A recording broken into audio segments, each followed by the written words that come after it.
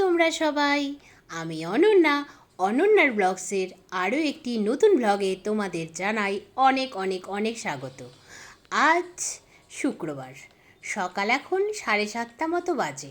আমি ঘুম থেকে উঠে ব্রাশ করে ফ্রেশ হয়ে চলে এসেছি রান্নাঘরে, কিন্তু সবার আগে দুধের সর তুলে নিলাম। এই সরগুলো জমিয়েই তো তৈরি হয় বাড়ির তৈরি একেবারে বিশুদ্ধ গব্যঘৃত। তো সেই সর তো জমাতে হয়। যেহেতু আমরা বাড়িতে দুধের সর কেউই পছন্দ করি না সেভাবে দেখতে গেলে, তো সেই জন্যই সরগুলোকে জমিয়ে ফ্রিজে রাখা হয়। যখন এক টিফিন কৌটো ভর্তি হয়ে যায় তখন বিভিন্ন প্রসিডিওরের মধ্যে দিয়ে নিয়ে গেলেই তৈরি হয়ে যায় বাড়ির তৈরি বিশুদ্ধ গব্যঘৃত।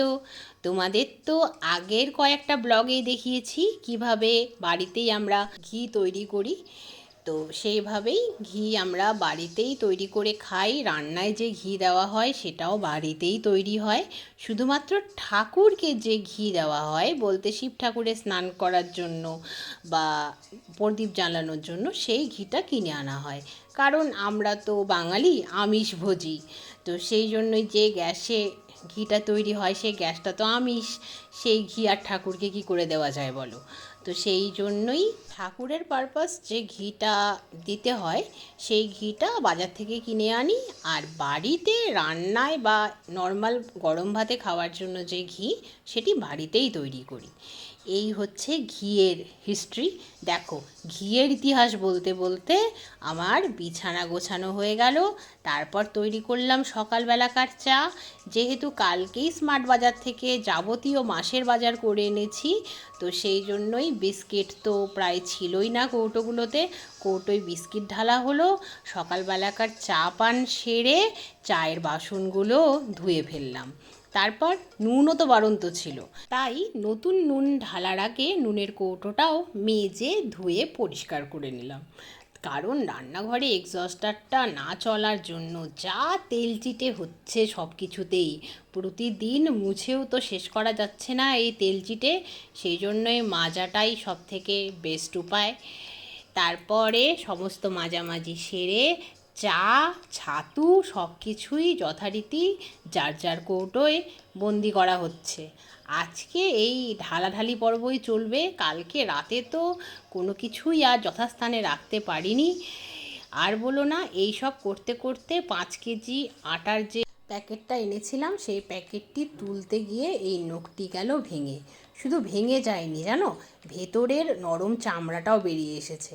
সেই জন্যই মা যে একটা টেপ দিয়ে ব্যান্ডেজ করার পরে লাগাতো আঠার মতো, যেটির জন্য খুলে যেত না ব্যান্ডেজটা, সেটি দিয়ে ভালো করে আঙুলটাকে মুড়িয়ে নিলাম। কারণ কাজ তো বন্ধ হবে না, আর দেখবে কোথাও ব্যথা হলে সেই জায়গাটিতেই বারবার করে ব্যথা লাগে। সেই জন্যই প্রোটেকশন নিলাম। তারপর বাদাম, ডাল, গোটা মটর সব কিছুই রোদে দিয়ে দিলাম। বৃষ্টির ভয়ে আর ছাদে দিলাম না, তুলসীতলার উপরেই যথেষ্ট রোদ এসেছে, তাই সেখানেই দিয়ে দিলাম। তারপরে চলে এলাম ছাদে। ছাদে এসে জামা কাপড়গুলো মেলে দিচ্ছি। এই 3টে টি শার্ট কালকে স্মার্ট বাজার থেকে নিয়ে এসেছি। একটা টি শার্ট 166 টাকা করে পড়লো জানো। পিওর কটন আর যথেষ্ট কমফোর্টেবল, সেই জন্য নিয়েই নিলাম। এমনিতেই ছিল বাই 2 get 1 ফ্রি। এখানে তো একটা নিলে সেইভাবেই দাম নেয়, এমনটা তো হয় না স্মার্ট বাজারে যে দুটোর সাথেই একটা অফার আছে, বাকি একটা নিলে আবার দাম কম হবে না, সেরকম কিছু নেই। যেহেতু দুটোর সাথে একটা ফ্রি ছিল, তাই ভাবলাম কমফোর্টেবল আছে, পিওর কটন আছে, আর সব থেকে যেটা বড় ব্যাপার সেটি হলো আমার সাইজের আছে, তাই নিয়েই নিলাম। তো বাইরে ছিল যেহেতু, তাই ইজি দিয়ে ধুয়ে নিয়েছি। কারণ বাইরে পড়ে থাকা জিনিস তো সেভাবে পরতে ভালো লাগে না। এই করোনার পর থেকে এসব শুরু হয়েছে সবার সাথে সাথে আমারও। সেই জন্যই নতুন এনেই ধুয়ে মেলে দিলাম। এবার শুধু পরার পালা। তারপর নিচে এসে যথারীতি রান্নাবাড়ি শুরু করে দিলাম। আজকে যেহেতু ননভেজ খাওয়ার দিন আর বাড়িতে দুটো মাত্র ডিম আছে, তো সেই জন্যেই ভাবছি ডিমের অমলেটের ঝোল করি। আর মাছ কাকু ছোট্ট ছোট্ট ইলিশ মাছ এনেছিল, যার মাত্র 4টে পিস হয়েছে। মাছ কাকু বলছে বড় মাছ নাকি আসছেই না, পাওয়াই যাচ্ছে না। বাজারে তো যাওয়া হয় না মাছ কিনতে, সেই জন্য জানতেও পারিনি। তাই মা বলল নাই মামা থেকে কানা মামা ভালো, এটাই নিয়ে নিই। আমি বললাম নিয়ে নাও। তাই ওই 4 পিস ইলিশ দিয়ে ঝোল, আর এদিকে ডিমের অমলেটের ঝোল, বাস এই হলো রান্না। আর তার সাথে হলো ঢ্যাঁড়স পোস্ত আর উচ্ছে বেগুন ভাজা। রান্না সেরে গ্যাসটা মুছে নিলাম, তারপর রান্নাঘরটা ক্লিন করে নিলাম, তারপরে স্নান সেরে এসে লাঞ্চ করে একটু রেস্ট করতে না করতেই বিকেল গড়িয়ে সন্ধে হলো। সন্ধে প্রদীপ দেখানো শেষে সান্ধ্যকালীন চা পান সেরে চলে এলাম বাজারে। কাল যে মনসা পুজো, মনসা পুজোর বাজার তো করতে হবে। বাজারে দুর্ধর্ষ ভিড়, সেই ভিড় ঠেলেই বাজার করছি এখন। পুজোর বাজার করে ফিরতে ফিরতে তো প্রায় 9টা বেজে গিয়েছিল। তারপর হাত পা ধুয়ে ফ্রেশ হয়ে ড্রেস চেঞ্জ করে পুজোর জিনিসগুলো যথাস্থানে রাখলাম। তারপর বাদবাকি যা কিছু কেনার ছিল, যেমন মুড়ি, সালফেট ফ্রি সুগার, এই সমস্ত জিনিস কালকে কেনা হয়েছিল না, তো সেই জিনিসগুলোকেও যথাস্থানে রেখে তারপরে বাবাকে ডিনারটা সার্ভ করে দিলাম। তারপর মা আর মেয়েতে মিলে একটু রেস্ট করলাম। এত গরম আর বাজারে এত ভিড়, পুরো হাঁপিয়ে গিয়েছিলাম। তারপর যথারীতি ডিনারটা সেরে ফেললাম। তারপর রান্নাঘরে যাবতীয় কাজগুলো কমপ্লিট করে চলে এলাম ঘরে। শুধু এখন বেডটাকে রেডি করে নিতে হবে, তারপরেই শুয়ে পড়তে হবে। আজকে তাড়াতাড়ি শোয়াটা ভীষণ জরুরি, কারণ কালকে তাড়াতাড়ি ঘুম থেকে উঠতে হবে।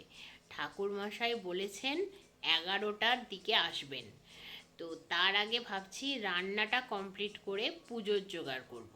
তাহলে ঠাকুরমশাইয়ের 11টা যদি 12টা হয়ে যায়,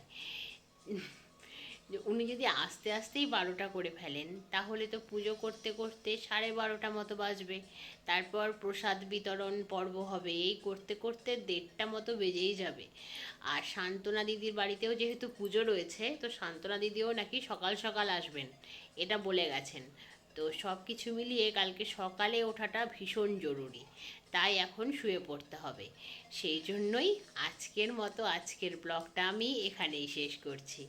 আবার তোমাদের সঙ্গে দেখা হবে খুব শিগগিরই অন্য একটা নতুন ব্লগে। তোমরা সবাই খুব ভালো থেকো, সুস্থ থেকো, সাবধানে থেকো। আর আজকের ব্লগটা কেমন লাগলো অবশ্যই কমেন্টে জানিও। ভালো লাগলে একটা লাইক করে দিও। আর যদি তোমরা চাও তাহলে অনন্যার ব্লগস চ্যানেলটাকে সাবস্ক্রাইব করে দিও। এইভাবে আমার পাশে থেকো, এইভাবে আমায় সাপোর্ট করো, আর অনেক অনেক ভালোবাসা দিও। তাহলে আজকের মতো আসি। Good night, bye bye.